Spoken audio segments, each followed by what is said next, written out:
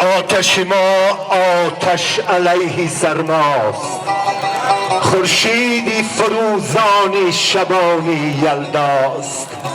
این آتش ما آتشی سازنده بود که از یک شرری محبتی ما برخاست.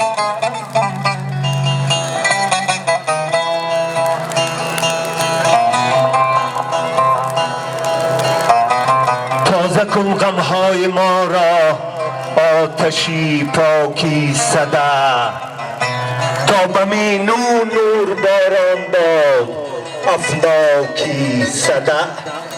هر کجا ظلم است و ظلمات است و هر جا تیرگیست، نور افشان باد آنجا دستی بی باکی صدا. از احساس ارتباط با دوران‌های گذشته، پیوند داشتن با نیاگان دوردست و با تاریخ، مردمی روشنرو و صاحب فضیلت جماعت‌های دهات قلعه خم، نولوند و ویش خروی درواز هم با شادی و نشاط ایدانه جشن ملی و مردمی کهن جشن اجدادی ما صده را با افروختن گلخن که یکی از آیین‌های این جشن سنتی ماست در تگ چنار آوازدار درواز با شکوه و خاطرمان استقبال نمودند. سفره ایدانه آراسته اهل حصارت، کشاورزان، هنروران و هنرجویان، شاگردان بارگاه‌های علم و معرفت در تگ چنار درواز پیش‌روی مردم همچون خوان ضیافتی بود که با جلب توجه هر بیننده درک از احیای سنت و هنرهای مردمی طی سالهای رشد دهات، سیاحی و هنرهای مردمی میداد.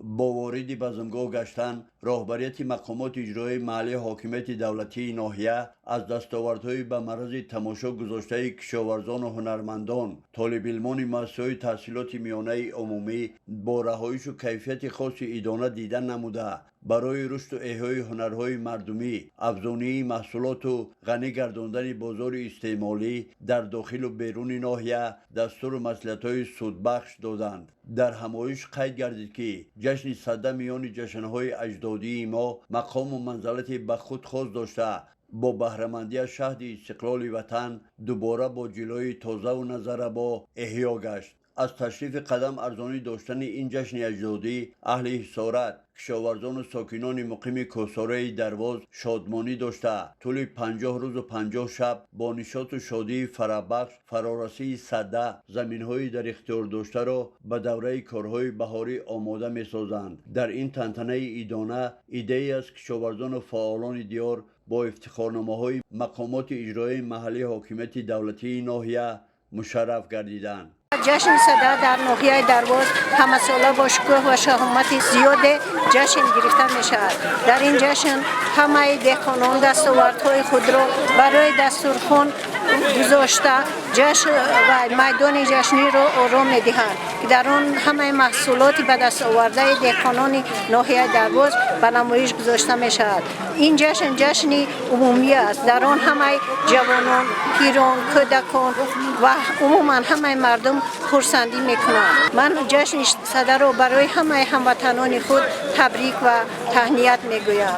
جشن صده مبارک. خدمتگزاری اهل فرهنگ و هنر، شاگردان مکتب هنری استاد اکاشریف جورایف با سرود و ترانه‌های خاص ایدانه انجام بخش این جشن اجدادی بود و با گرامی داشت سنت‌های ملی و مردمی شو خاطرمان انجام پذیرفت. صدا زنگول این نوروز بود، حواسی زندگی پیروز بود.